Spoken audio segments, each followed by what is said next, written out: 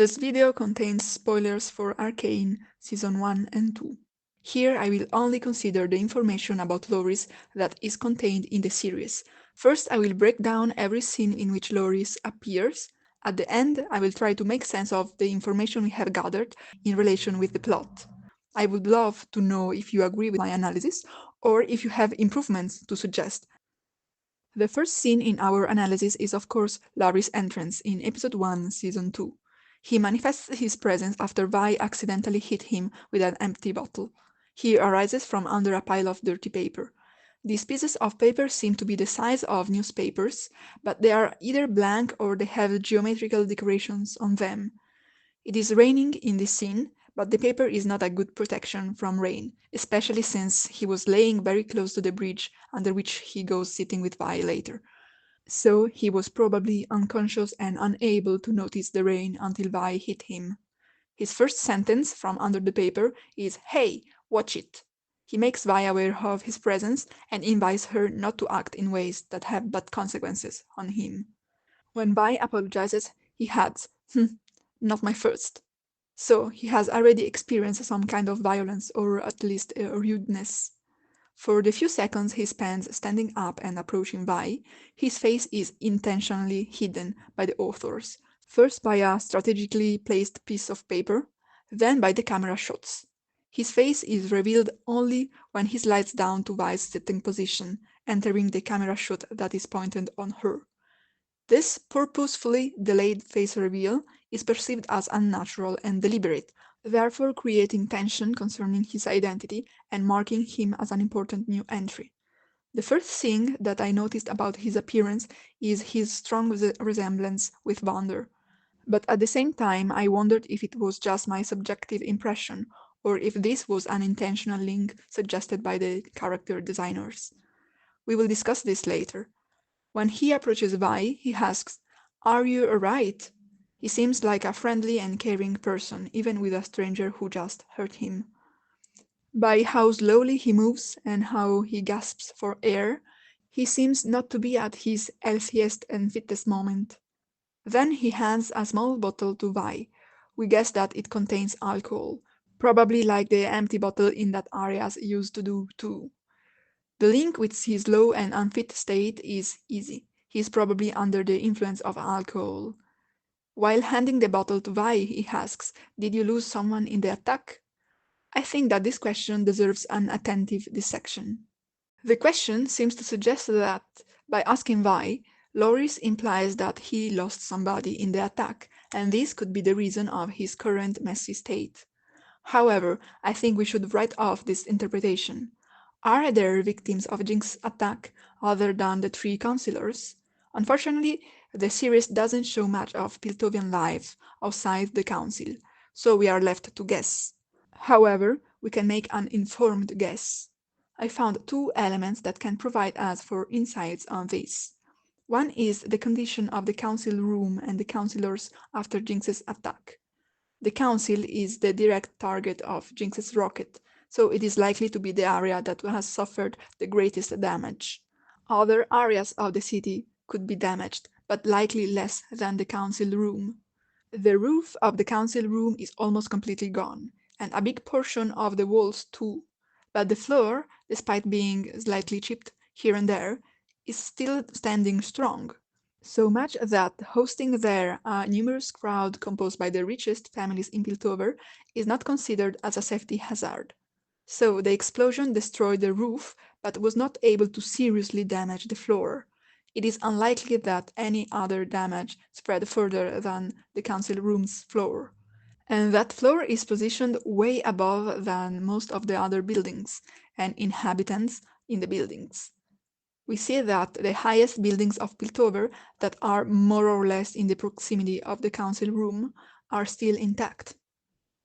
The other clue about the damages of Jinx's attack suffered by the common citizens is contained in Mel's discourse of the memorial in Episode 1, Season 1, or rather it is missing from the discourse. She does not mention any civil victim of the attack, nor physical actual damage suffered by the population.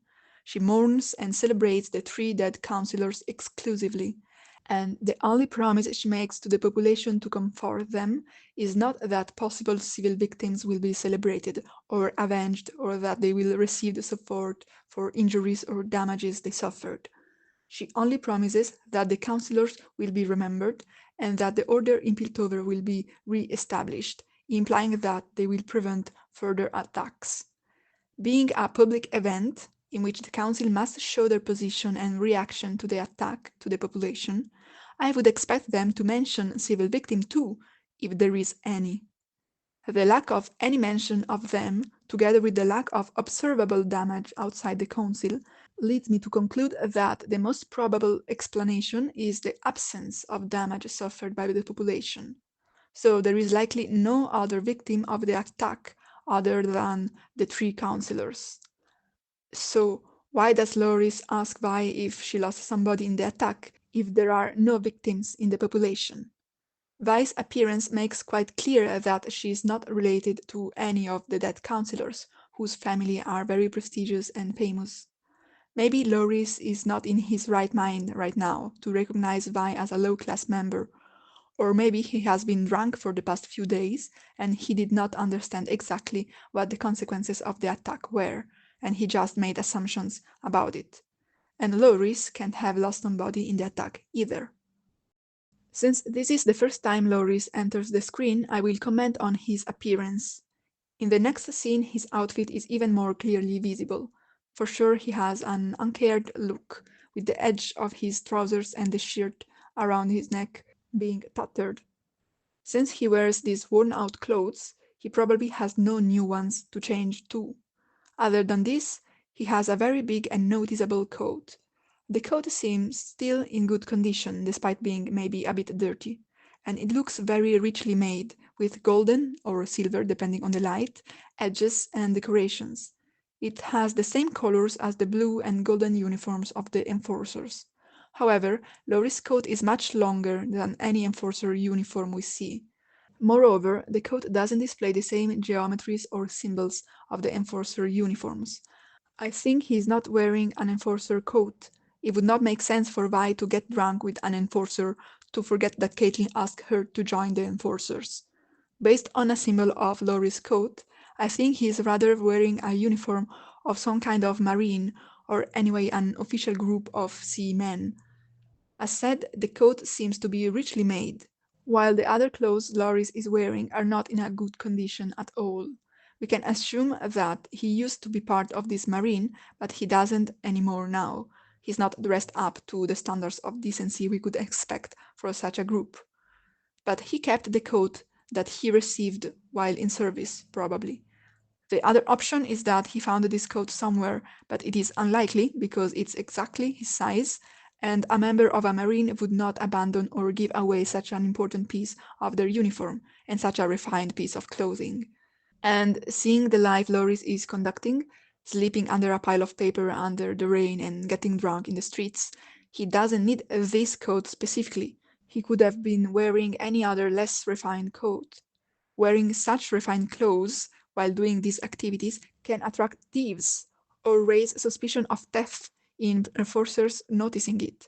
So Loris wears this coat as an intentional choice, however unpractical, probably because it's what he has left of his past service or membership in a codified group, likely linked to the sea.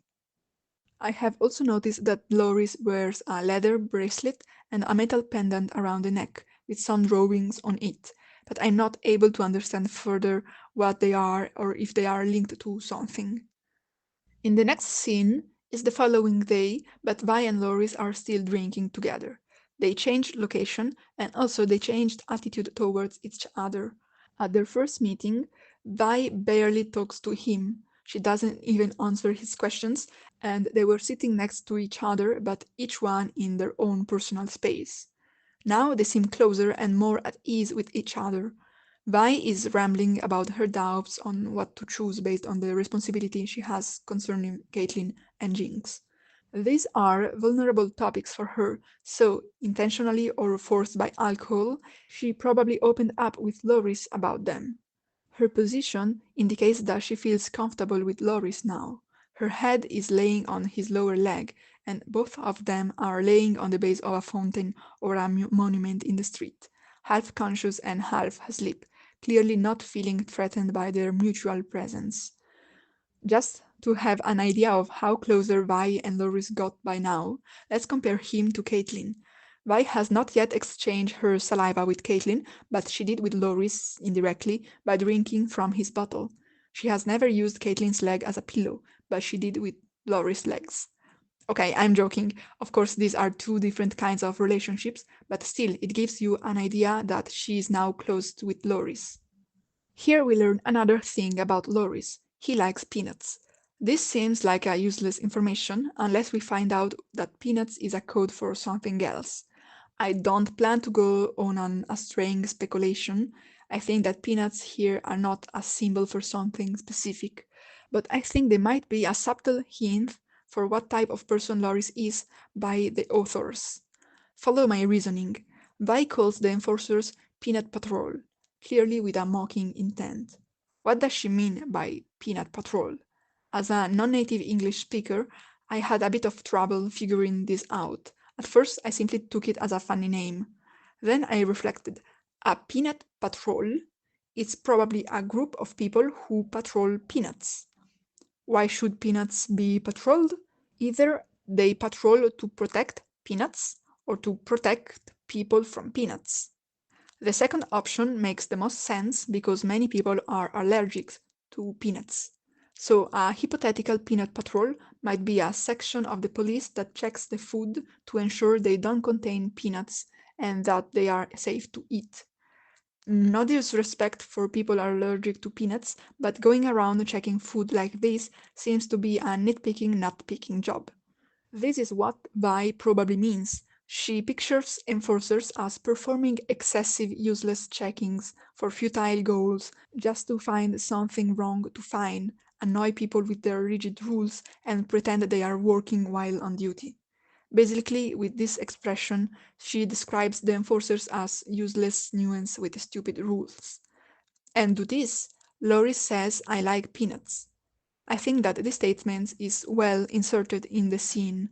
It sounds random, coherently with the altered sleeping state they both display in this scene. It also shows that Loris is at least half listening to Vi, maybe more than half, as some later elements suggest. And maybe the authors decided to let him participate to the conversation with this precise expression, with this specific information about it, to suggest that Loris likes the peanuts more than the people patrolling them.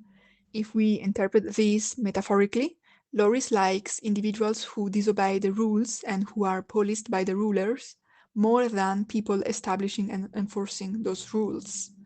The authors could have chosen any other line to give Loris in this spot, but they chose to let him reply to Vi's statement that he likes the patrolled peanuts. Then two enforcers show up. While Maddie talks with Vi, her green co-worker pokes Loris with a cane.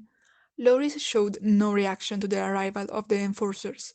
Maybe the green guy is checking that he is still alive. While Vi and Maddie talk, we see that Loris is only pretending to be asleep. He's actually listening to everything attentively. Later, when Vi decides to move, she shakes his leg lightly. She thinks he is asleep and is trying to wake him up. At this point, we see again that Loris is already awake, but he is still pretending to sleep. This means two things. One is that he was interested in the conversation happening, but we don't know if he was interested in listening specifically to the enforcers or to Vi, or both. The second thing is that he judges it's better not to let the enforcers, nor Vi, know that he is listening to their conversation. He's not fake sleeping only while the enforcers are there, but even when they left, and Vi is the only one remaining with him.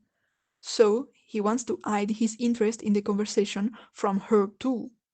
This is highlighted twice, with two dedicated camera shots, so we are justified in thinking that this is relevant information, and that we will later see consequences of this behavior by Loris.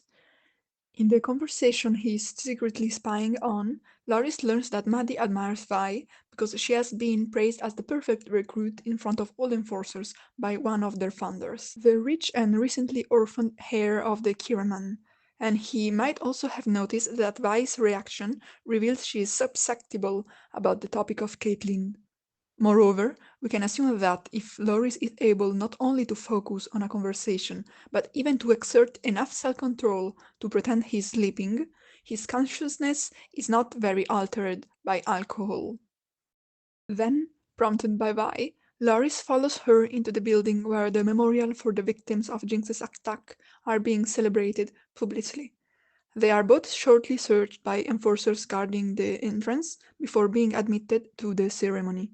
Here Loris just stands next to Vi and doesn't do much, until the fight against the shimmer-powered Zonites ensues. Here Loris, instead of running away like most of the people, stays and participates to the fight by using a big piece of metal as a shield to protect other Piltovians. In particular, we see that in an instance he protects the green guy. Other than Vi, Loris is the only person who participated to the fight without being an enforcer before the Noxians intervene. Vi had several motivations to participate and help the enforcers in the fight: protecting Caitlyn, being the culprit with Jace of the death of the Cambaron's child that motivated this attack, and being more expert about Zaun's tactics of combat.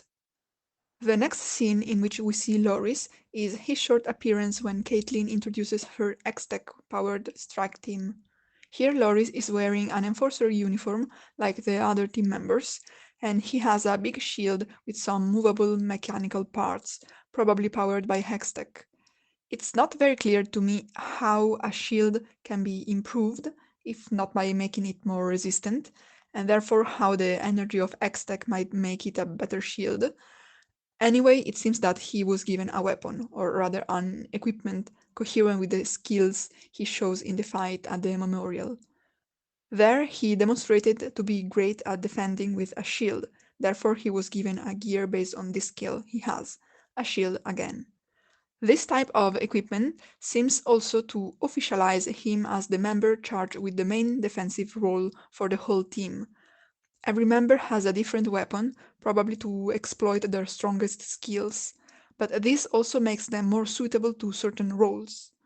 Loris is the only one who has a defensive equipment, and the exaggerated size of his shield is probably meant to protect more than one person. Loris is also very tall and sturdy. I don't think that other team members would be able to wield such a big shield, so he is perfect for this role. Moreover, we can see in other scenes that he wears more protections compared to the other team members, as if he was prepared to be more exposed to danger than others.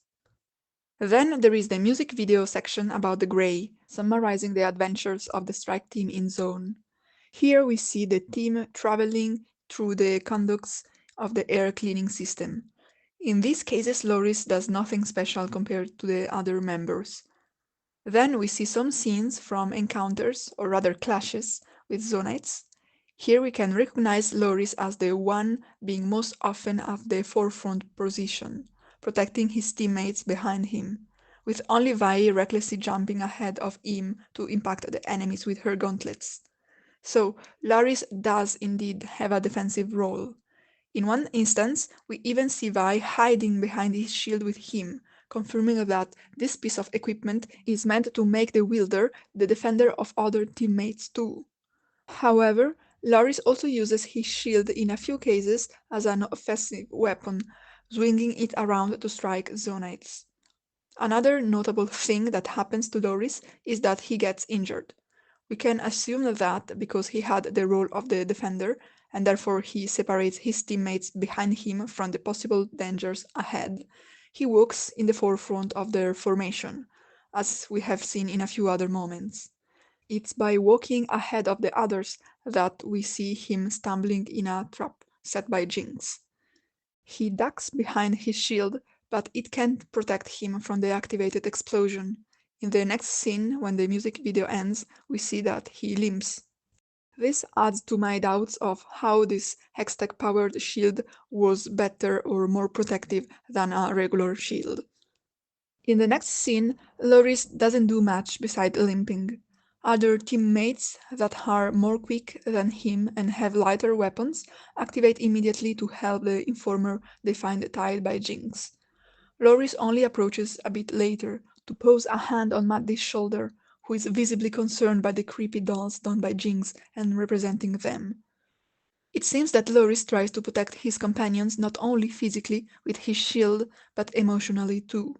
The next scenes with Loris' presence are very quick to analyze too. First we see him walking away with Maddie and the green guy headed back to Piltover after they've been dismissed from the mission. Loris is still limping and heavily leaning on the green guy. Then we see the trio with the prisoner from Zaun on the surface in Piltover in a garden. I suppose they have just reached the surface, maybe coming up and out of a nearby air conduct, because it would not make sense for them to re-emerge from air conducts somewhere else and specifically go to this garden to make a stop here, especially since Loris evidently struggles walking. In the garden they only have a brief break, and Loris is seated by the green guy on a bench before the consequences of the most recent explosion by Jinx reach them. From the nearby piece of ventilation, a violent blow of blue gas pours out. Loris is able to still put his arms around the green guy's head, the nearest person to him, before they are all pushed away violently. The next time we see Loris, he's sitting on top of some stairs in the town, while traces of color spread in Piltover are being shown by the camera shots. Here Loris is alone, we don't know why. He's sitting, probably not to overuse his injured leg, and his shield is next to him. Since he can't walk easily alone, he probably did not come here alone, and he's probably waiting for somebody to pick him up and help him go to his next location. He does not look very happy, but rather sad or worried, and absorbed in his thoughts. Since he is being included in the same sequence of shots showing the colorful stains around the city, and he is positioned very close to some of them, in addition to having some of them directly on him, we can suppose that his current feelings are linked to these stains, maybe caused by a meaning he attributes to them.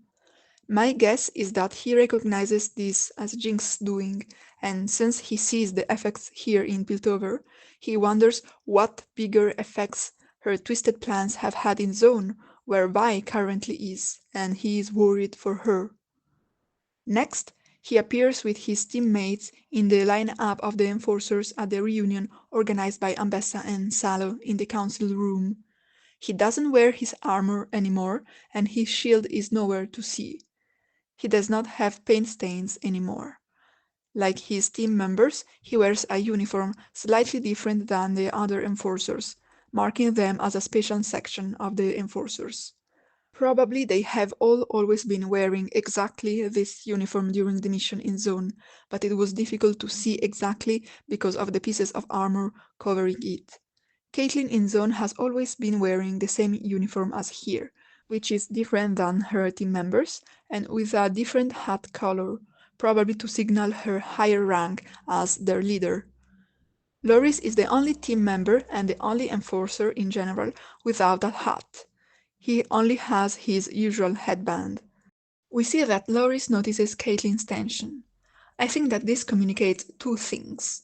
First degree, it communicates that Loris is sensitive enough to notice Caitlyn's state, and he also probably takes it as a hint to guess Vi's current state. Also, it's a way to make the audience notice Caitlyn's tension without being too blatant. Instead of simply showing Caitlyn's face expression and tight fists, which would be like inelegantly screaming, "Hey, look how tense Caitlyn seems to be!" The authors decided to introduce this information by Laurie's perspective, who participates in the scene and therefore makes it feel more integrated and less blatant, like whispering, "By the way, Laurie's noticed something about Caitlyn. Here, give a look to what he's seeing."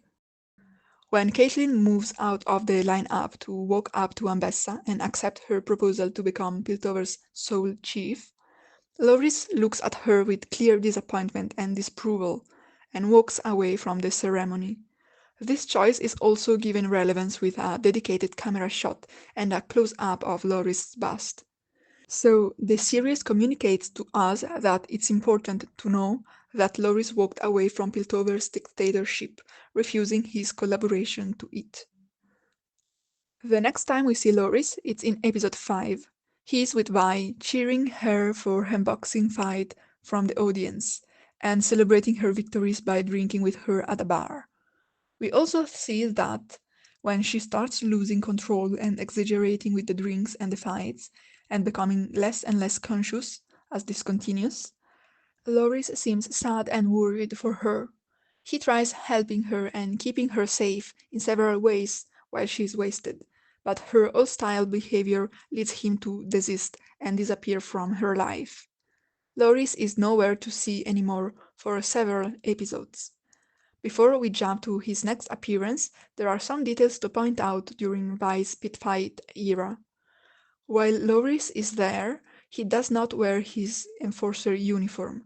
It is therefore quite clear that he officially left them. But he doesn't wear his coat either. He is not wearing anything over his white shabby shirt. How did Loris arrive here? The last time he saw Vi, she was in Zaun's air conducts with Caitlyn. Loris might have been informed by Caitlyn, returning to Piltover, that she left Vi in Zaun. Or maybe he was not told anything and had to figure out on his own an explanation for Caitlyn coming back to Piltover and participating to the reunion at the council room without Vi. How was he able to find Vi? I'm not sure. The only explanation that I found is that by participating at the boxing competition, Vi made people talk about her a bit, and Loris accidentally heard about that too. But this explanation does not convince me because I don't know how famous this boxing competition is, nor how legal, therefore I'm not sure that people have lots of conversations about it and its participants out in the streets. I'm also not sure where exactly this boxing competition takes place. They open it by stating it is the Piltover's Boxing League, but the aesthetics, the activities and the people it involves seems to be more coherent with Zaun's culture, and since Zaun is not officially independent, it still counts as a part of Piltover. At the start, Loris smiles while watching Vi fight and win. He seems happy for her, unaware of or uninterested in the fact that she is dedicating all her time to physical fights in order to forget her emotional pain. At her first fight, everybody is betting on the opponent's victory, while Loris is the only one who has a red ticket representing a bet on Vi's victory. So, every time she wins, he gains money. Then they are shown celebrating with several drinks. Money is thrown on the bar's table, suggesting the link that Vi's victory bring money, probably not only to Loris but to her too, and therefore they have the resources and good reason to celebrate. They bump their cups together before drinking cheerfully. Because of the sack of money and the bottle of drink both coming from the left part of the screen, where Loris is always sitting, we might assume that he's the one offering drinks to Vi. But later, when he disappears, Vi keeps drinking alone, and we don't see anymore the money coming from her side nor from the left side, now with the empty seat. So who's paying is unclear. We don't know what was Laurie's goal by staying next to Vi during her pit fight era. As said, he leaves when her conditions worsen. She was there to ruin herself and she did. If Loris was never there to begin with, would that have changed something? I don't think so. So Loris' temporary presence did not affect her nor the plot.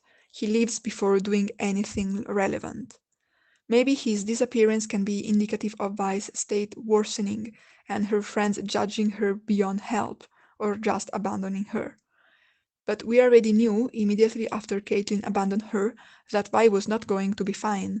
There is no necessity of showing that at first she's not doing that bad and that she worsens with time. If we had begun seeing her pit fight era with her already wasted and losing, we would not have been surprised. It makes sense. So why was it necessary at the start of this music video section to show that in the beginning she still had some control over her life and loses it progressively? Why was Loris present to show she still had a friend at the beginning? I don't know. It seems weird, also because Loris is initially happy that she is drinking with him and that she is winning him money. Only later, when she starts overdrinking and losing painfully, he starts opposing her self-destructive behavior. But at the start, he was okay with it. He was showing no worry for her health. At the end, we see Vi falling unconscious after her last fight, and then hallucinating Caitlyn in her bed. Maybe Loris transported her from the fighting pit to her room, so he hasn't really disappeared. But if so, if he keeps helping and watching out for her, it doesn't make sense that he previously gives her up and abandons her, and leaves her spiraling alone and hurting herself before this possible comeback. So I think that when Loris walks away, he does not come back, and Vi is transported to her room some other way, maybe by Jinx. After a long absence, we meet Loris again in episode 8, when Vi wakes up and sees him next to her, waking her. Actually, at first, she thinks she's seeing Vander. Now his similarity with him is confirmed. We are not crazy for seeing similarities with Vander. Here, the series openly associates these two characters, and in particular, it associates them together from Vi's perspective. Loris is sitting on a chair next to the bed, but his sitting position is not the classical one, he's the reversed one. Now he's wearing again his coat, not in his usual way, because his arms are not in the sleeves, but he has the coat covering his shoulders. He talks with Vi while barely moving. He keeps his arms on the chair backrest and his chin on or in the proximity of his forearms. As soon as Vi wakes up, he jokes that he doubts she could recover and that she has a thick skull. I don't think that here Loris is being insensitive, but rather he is using irony to express his happiness to Vi's recovery, or to hide the pain of his worry about her. Then Vi has a sudden surge of pain, and she grunts and squirms.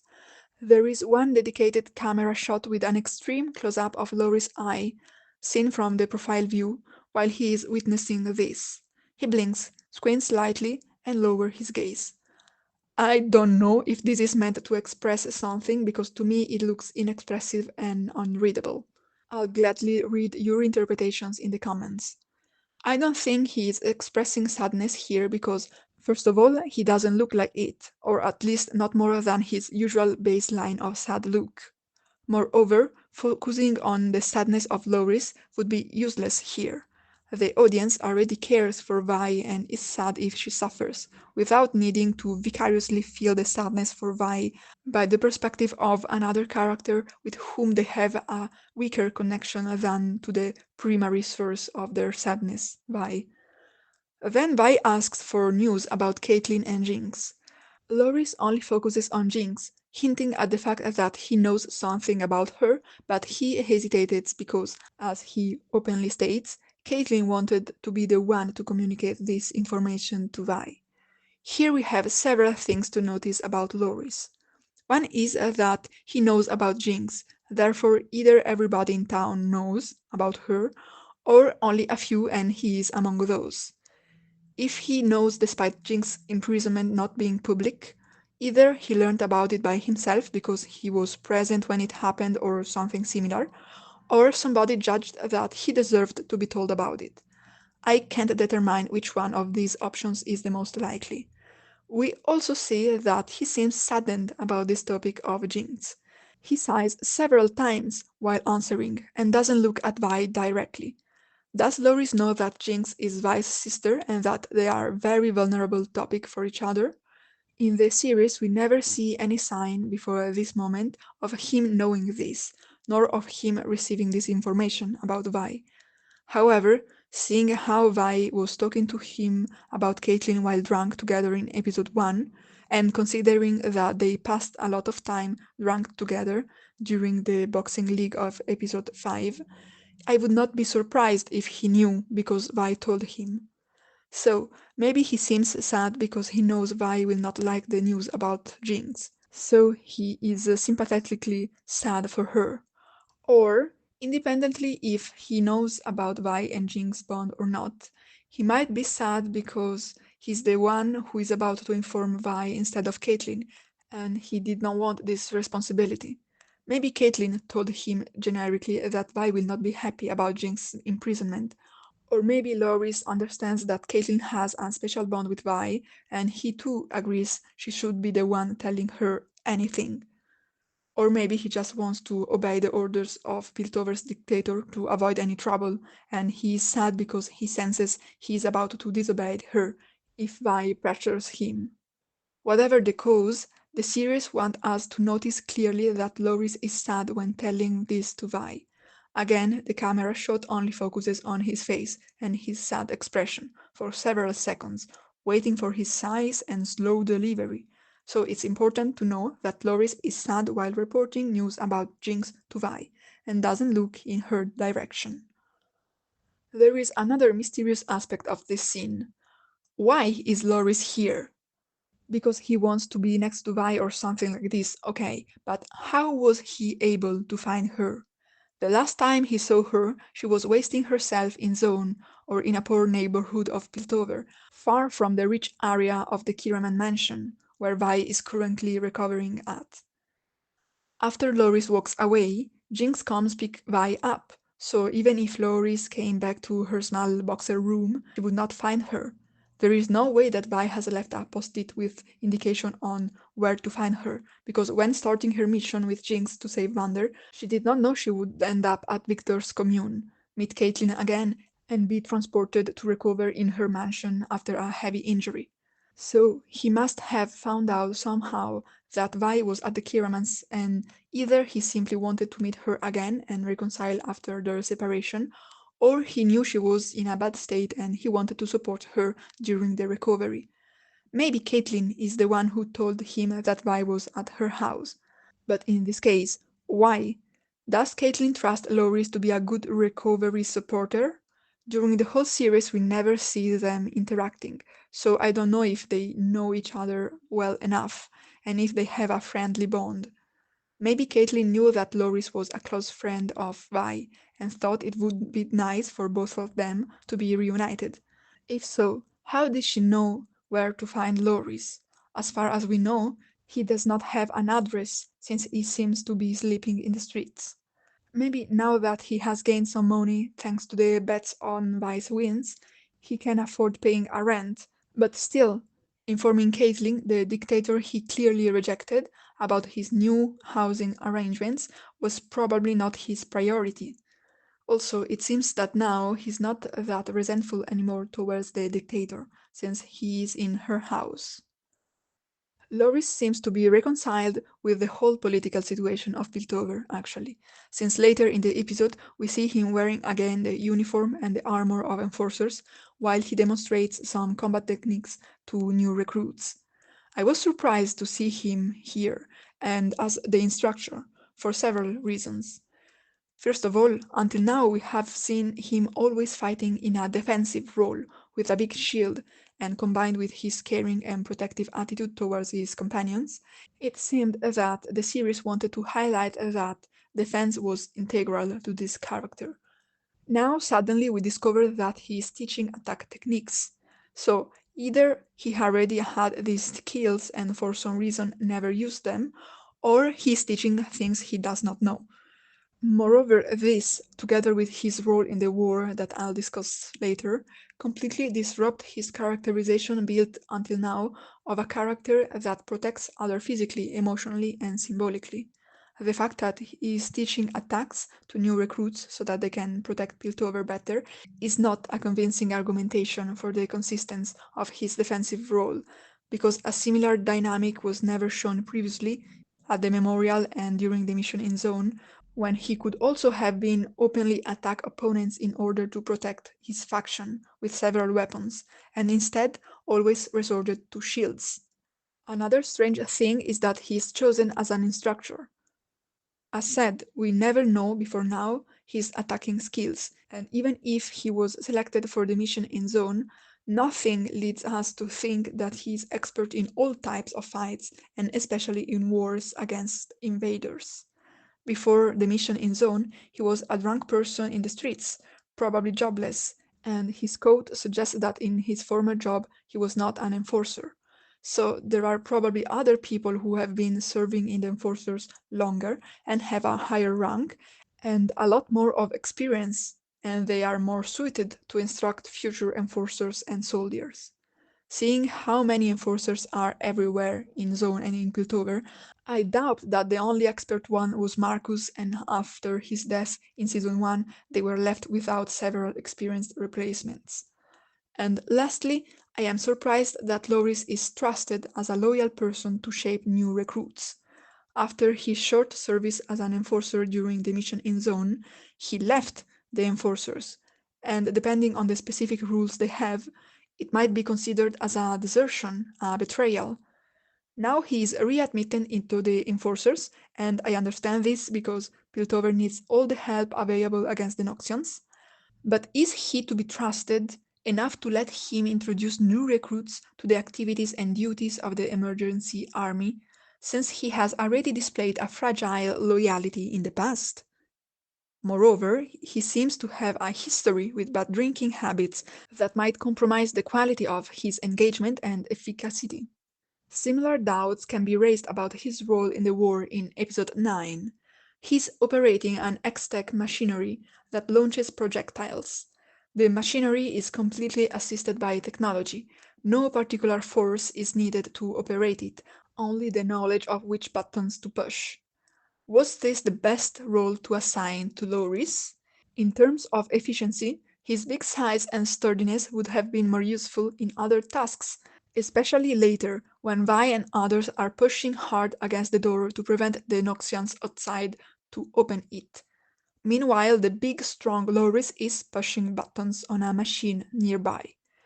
It would have been more efficient to assign him to combat and defense based on bodily resistance, and letting another more petite soldier operate the machine. From a skill perspective, letting Loris operate the machine is a debatable choice too. Before this moment, there is no sign that Loris is experienced with machines, nor hextech devices. This specific machine seems to be an improvised weapon, since he launched some big crates instead of actual projectiles. Maybe this machine was adapted for war from another hextech device originally used to transport merch, or maybe it's a very new weapon, but realized approximately because of the lack of time. Anyway, we can assume that Loris has never come anywhere near this machine, before at least the preparation for the war. He is probably unfamiliar with any X-Tech technology, since we see mainly rich people and scientists using it, and Loris is none of them. Moreover, during the series there is nothing suggesting that Loris has a particular talent at aiming and therefore is suited for this. So I don't understand why Loris is assigned this task. I guess that there are other people more used to X-Tech, more trained at aiming, and more useless in other physical roles than him. The only explanation I can think of is that Caitlyn had too many things to think about and could not decide everything, and she gave expert high-rank soldiers some other, more pressing tasks. So she let a group of new recruits organize themselves, and their inexperience led them to make these mistakes. I don't think this is a valid explanation, but the only other option I found is that Loris wanted to occupy the most exposed position among his peers in order to protect them, even if with this choice he decreased their combat efficiency. And we are about to complete our review of Loris' appearances in the series, because he is killed by Noxian's arrows while operating the machine. Until his last breath, he doesn't leave his position and keeps trying to shoot the most crucial shot, but he is not able to. After this, Vi notices his lifeless body, and his face with still open eyes is dedicated a close-up from her perspective. A bit later, a very young and minute new recruit moves Loris' heavy body that would have been so useful impeding the Noxians to enter the room, so that he can sit at his place on the machine to operate it, confirming the fact that any other soldier would have been as capable as Loris at these tasks. This young soldier is able to complete the crucial shot that Loris failed to launch. Okay, we have said a lot of different things scattered in all directions about Loris. Now let's try to find common topics, links, and make sense of them. I think that Loris was a superfluous character, not impacting the plot and not developed enough to effectively show something more about the characters or some topics. This is why we are here dissecting his scarce appearances and digging up some meaning. However, there is one very practical function that he undeniably serves, being a friendly Piltover to Vi, to interact with her. This is a very practical function because such a person is needed in two scenes. In episode 1, after Vi had an argument with Caitlyn, she needs a person so that her sadness becomes more evident in the interaction. But she is in Piltover, where she knows nobody other than Caitlyn, but they just had an argument, and Jace, who is not available. So a Piltovian is needed who treats Vi kindly, not discriminating her because of her Zonite origins. And there Loris appears, a random Piltovian who approaches her and her current emotions. Something similar happens in episode 8 when Vi wakes up. Caitlyn is not there, so another person should inform her about Jinx, so that then Vi can angrily storm into Caitlyn's living room. She's at the Kiraman mansion, so again, she can only meet Piltovians here, and she should meet a Piltovian who treats her kindly enough to answer her questions. Again, Loris fills this role. Another noticeable thing about Loris, which might explain his kindness to Vi, is that he is the poorest Piltovian she meets. For the whole series, we see lots of important people who hold a lot of power and wealth in Piltover, mainly the counselors, the scientists, and the Kiraman family. Some enforcers might come from a lower class, but because of their job, they are collaborators of politicians and have power by maintaining order in the city. We barely see common Piltovians at the Progress Day Fair in Season 1, Episode 4. In Episode 2 of Season 1, we see Jace's mother, who herself declares belonging to a lower social class. But Loris seems to be even poorer since he sleeps on the streets and has very worn out clothes. With Loris' presence, we see that poverty exists in Piltover too, and not everybody there has a comfortable life, in contrast with the constant show of wealth by the city's upper class. Loris' condition is much more similar to Zonites than to rich Piltovians, and that is why, maybe, he can empathize with Vi. It might also be an additional reason why he leaves when Caitlyn becomes a dictator. Until that moment, for some reason, he has accepted collaborating to her mission to catch Jinx. But serving in a dictatorship is a step too far he can't take, and he recognizes this political move as a scheming strategy of the richest elite, reunited there during Caitlyn's installation, to increase their own power and gain more benefits at the expense of Zaun, the poorest part of the city. Another thing that Loris seems to have is some regrets, especially in the first scene in which he appears. As said, his question to Vi about her possible losses in Jinx's attack does not make sense because likely there was no victim other than the three counselors. So if Loris asks this without any reason, it might be that in his mind there is a persisting idea of loss, and he projects it on others too. Maybe he lost somebody, not in the attack, but somewhere in the past, and he is still stuck in the memories of this person. Moreover, his code signals that in the past he used to have an important role in some kind of hierarchical group. He probably had responsibility in that job. He left the job, or rather, he was likely removed, since he still wears his old uniform as if he wanted to keep a link with this job. It suggests that he was not happy to leave the job. Probably he did so against his will. Why a high rank person with lots of responsibility and who loves their job should stop working there?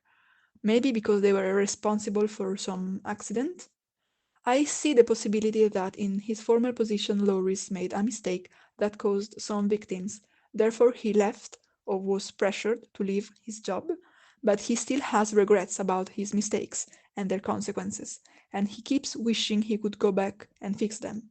This could be an explanation of his protectiveness of everybody too. He does everything he can to avoid other losses when he's around, and he feels responsible for the safety of others, up to self-sacrifice when he is injured in Zaun or killed in the final war. It's quite similar to how Vi feels about her mistakes that led to the loss of powder and the creation of Jinx and the orphaning of Caitlyn, and her attitude of self-sacrifice to solve the problems. So, Loris could be a sort of cautionary tale for Vi, a future image of what she could become if she doesn't fix her mistakes quickly. On the other hand, Loris too could recognize in Vi struggles similar to him, and this might be another reason why he empathizes with her and tries to help her. Since their first meeting, the two of them stick together, so they must have some things in common. It would make sense that Loris has some kind of narrative or symbolical link with Vi. Usually, minor characters help contextualizing the protagonist's story by showing a certain side of it or by helping progressing it, or similar stuff. Vi is the character who interacts the most with Loris, so we probably have to take his relation to Vi in account in order to understand him. Even more since he's compared openly to Vander, who's been an important person for Vi, and Vi too makes this comparison. I think that this is why at the start Loris' face is hidden, because as soon as we see it, we notice the similarity with Vander. As said, I was not sure about it until Vi herself was shown making this association. Therefore, I think this emphasis on his face was an attempt at indicating to the audience that his appearance had something special and intentional, which is the similarity with Vander. Moreover, hiding his face for longer lets the audience notice that other parts of his character, which is his body type, looks similar to Vander. Before he sits next to Vi, I thought that Vander's ghost was coming back. There is another interesting phenomenon involving Loris, Vi, and Vander. When Loris is with Vi, Vander is not there. When Vander is with Vi, Loris is not there. Loris is around Vi almost the whole time until he leaves in episode 5, a few moments before Jinx recruits Vi for her mission, during which they find Vander. After seeing Vander die at the end of episode 6, the first person Vi meets in episode 8, when she wakes up, is Loris. Then, in episode 9, Loris dies a few moments before the new machine Warwick, who has some of Vander's body parts too, shows up. Loris and Vander are never with Vi at the same time. In particular, Loris seems to appear next to Vi while she's suffering, after arguing with Caitlyn in episode 1, while wearing the uniform of the assassins of her parents and hunting her fellow Zaunites in episode 3, during her self-destructive period after the breakup in episode 5, and when she wakes up with a painful injury in episode 8. But later in episode 8, he's not with her while she is tormenting herself in the prison cell. That is, because Caitlyn is the one who shows up next to her. In fact, Loris also disappears every time that Vi finds reassurance in Caitlyn. After their kiss in episode 3, which seems to promise a durable loyalty to Vi, she probably feels reassured, and that is also the moment that Loris and the other team members leave them. The same thing happens in the prison scene in episode 8. Caitlyn reassures Vi about her love for her, and there is no trace of Loris. The only case in which Loris leaves Vi without anybody else comforting her is at the start of episode 5, while she is a wasted pit fighter. I think that there comforting her is just impossible. Nobody can do it. And in fact, for a bit of time, Vi has nobody next to her, before Jinx shows up. I think that Loris is next to Vi when she is struggling. He represents a person who has a similar attitude to her, but more regrets. When she is with him, Vi has similar regrets, but since she is still in time to avoid them, she also has worries on which choices to make to avoid those regrets. In particular, since Loris looks like Vander, he could show up when Vi is thinking about Vander, about what he thought her, about the promise of protecting Powder, or in general about family. In fact, Loris is there in the moments in which Vi is hesitant between Jinx and Caitlyn, or anyway, moments in which she has no certainties. She worries, she tries to decide a direction for her future, and Loris is the person who supports her through these doubts and tries to help her. In episode 1, she doesn't know if she should join the Enforcers to help Caitlyn or not. Maybe in that episode, Loris listened to her and Maddie talking while pretending to sleep, because he's trying to understand her better and gather information about her in order to support her better. But he's discreet enough not to ask her directly. During the mission in Zaun in episode 3, we see that Vi is quite scared, totally not reassured by Caitlyn's attitude. She is reassured by the kiss, and that is when Loris leaves her. After the breakup, Loris and Vi's doubts about her future are back. Maybe Loris walks away because he isn't of any help anymore. At that moment, Vi probably doesn't feel she even has a future or anyway refuses to think about it.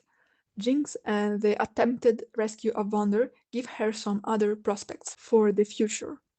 When they cease, Loris is back. After the period of plans for future with Jinx and Vander, Vi is back to make choices surrounded by uncertainty. As soon as she wakes up, Loris informs her about Jinx's imprisonment, which makes a future with her very uncertain. And again she has to choose if she wants to be with Jinx or Caitlyn. Vi immediately meets Caitlyn, but she's not yet comforted by her, because they haven't really reconciled yet. In fact, not seeing any possible future with Caitlyn yet, Vi chooses Jinx here, but it does not go according to her plan. Caitlyn intervenes to give her reassurance about a future with her. In episode 9, Vi sees Loris die. Maybe this is a foreshadowing to the fact that she won't need his support anymore, since by the end of the episode she will lose Jinx, and therefore the reason she kept having doubts about her future, divided between her sister and Caitlyn. So let's be more ordered and quickly go through all Loris scenes again, but highlighting the links with these interpretations. When he shows up, the reveal of his full appearance is delayed, creating tension and emphasis on it, so that the viewer notices more easily the resemblance with Vander. Loris is friendly and caring towards Vi. He asks if she has lost anybody in the attack, but it is more likely that this question is due to his regrets about somebody he lost in the past, maybe connected with his former job, represented by a luxurious uniform he still wears now. This constant regret makes him willing to help people, to avoid adding more and compensate his past mistakes. He seems to recognize in Vi a fight to make good choices and avoid regrets, similarly to the fight he has faced and failed in the past. So he supports her through the struggle. The next day, they seem much closer and Vi is criticizing Caitlyn and the enforcers. Loris perhaps throws a subtle reference to the preference for disadvantaged policed people rather for the enforcers, making him empathize with Vi's statements. When enforcers show up, he pretends to be sleeping, while eavesdropping. He catches Vi being more vulnerable about the topic of Caitlyn than what she let him see a few moments before. He understands that this might be one of her struggles, and that probably she is too proud to openly tell him. He goes with her at the memorial, and when the fight ensues, he stays to protect people as best as he can. He also follows by joining the enforcers to support her in this new struggle too. During the mission, his main role is that of shielding and protecting his teammates, and that is why he's the only injured member. He supports emotionally Maddie too. When Vi finds apparent certainties in Caitlyn, her doubts are gone and Lori's supporting role is not needed anymore, as well as his and the other enforcers' help. When Jinx's colorful explosions invade Piltover, Loris tries to protect the green guy next to him. Then he is left alone, temporarily probably, and he has time to reflect and worry about Vi's fate. He's still an enforcer, so he witnesses the nomination of Caitlyn as a leader, but at this point it is clear to him, the most protective character, that this move is not aimed at protecting Piltover, but just at increasing the elite's power. He joined the enforcers despite not having a passion for them in order to help Vi, and maybe other people too. But now he sees clearly that his service won't be used for these goals, because the new order has different harmful priorities, so he walks away. He's able to find Vi again, who was left without any support, and he tries comforting her. At the start they seem to be making business. He probably shares parts of his betting wins with her, helping her build a career and a way to self-sustain. But Vi can't see a future for herself. It is impossible to comfort her now. So Loris leaves. Now Jinx shows up and invites Vi to a mission to rescue Vander, opening a new future for her and a possibility of finding support and certainties. But when this fails as well, Loris reappears next to Vi, who at first confuses him with Vander, her former just disappeared source of certainty and support. Now she is back to Loris, the temporary support, while disentangling doubts and looking for certainties. We don't know how Loris found Vi, but we can suppose Caitlyn knew they were close, so she gave the order to find him and invite him at her house. Now Vi chooses to side with Jinx, since Caitlyn is not an option at this moment. But then her prospect of a future with Jinx fades too. Instead of Loris, Caitlyn shows up to comfort her, because she presents herself as her new available certain future. When Piltover recruits the whole population to fight against Noxians, Loris is seen instructing the new entries. Maybe he is giving help them too, reassurance and support through this very uncertain moment and difficult choice. We also see that now he has joined the Enforcers again, and therefore he recognizes their intention of protecting the cities as sincere, aligned with his ideas of protection. During the war, he inexplicably covers a very unsuited role for him, but still he is participating and helping. Maybe he chose a role that makes him much more exposed than other soldiers, since he sits at a machine near an opening from which he can be seen and reached by enemies. So maybe he prefers to expose himself to a risky position instead of his companions. He dies while trying to accomplish his duty. Vi sees him dead, and she knows she won't receive any support from him again, but she doesn't know yet that she won't need it anymore. Okay, this is my serious theory to understand Loris. There are some parts that feel more solid than others, but this is the best I could do with serious realistic theories. Now I will shortly talk about two much weirder theories. Please keep in mind that they are absurd and I don't believe them, but strangely enough, they make sense of a lot of details. I came up with them in moments where I got hopeless about deciphering Loris, and I resorted to the most improbable explanations. I later wrote them off, but I think they are still fun, so I wanted to share them. And who knows, maybe some of you will even find them more convincing than my serious interpretation of Loris. The first wild theory about Loris is that he was Ambessa's spy all along. His kindness and protectiveness towards other characters is just a strategy, his main strategy to gain their trust and therefore also more information about them. He pretends to be a random homeless, but when he sees Vi coming out of the Kiraman's house, in a moment of grief for them, so they probably only admit important visitors, he starts investigating her as a possible source of information about Piltover's most important family. He offers her some alcohol in hope that this will loosen her tongue. He listens to her conversation with Maddie in order to catch more information. I believe that here Maddie was not a spy yet, but I know it's a controversial opinion, so it's not the time and place to discuss it. I already made a video about it. In case you believe Maddie is a spy now already, it still makes sense that he pretends to sleep in front of Vi and the green guy. All spies probably report information they gather to their boss, but they also need information about their victims to understand them better and further bond with them. So even if Maddie was already in the conversation, for Loris too its content could be useful in a few minutes, therefore worth listening to. In the fight at the memorial, Loris doesn't run away but stays fighting even if apparently he had no obligation of doing so, because he knows Noxians will save them, and he has the task of making sure certain people don't get hurt, such as Vi, who he is investigating, or Caitlyn and other important citizens. Moreover, by fighting he can increase the trust of Vi for him. Going through stressful situations together strengthens social bonds. When Caitlyn is recruiting people for her strike team, he learns about it, maybe through Vi, and volunteers for it. with his stand at the memorial attack coming handy as a strong argument for his admission.